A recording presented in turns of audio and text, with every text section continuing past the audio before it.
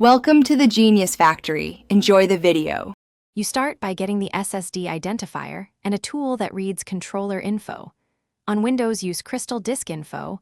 On Linux, use NVMe CLI or SmartDL. Once done, note the exact model string shown by the OS and match it to the drive label.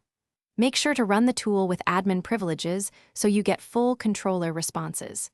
This prevents partial reports and saves time. You want the drive model and controller fields visible before moving to the next step. Now you probe the controller and firmware data to find DRAM presence.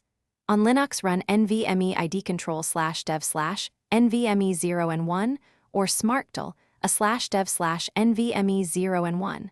On Windows, open Crystal Disk Info and read controller/feature lines.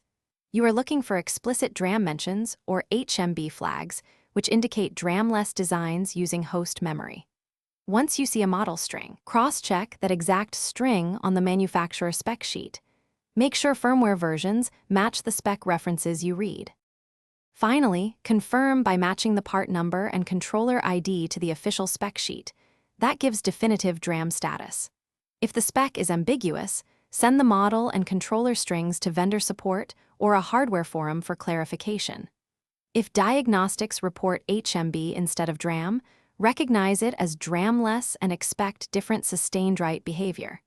If your tool reports nothing, retry with elevated privileges or a direct SATA/NVMe adapter.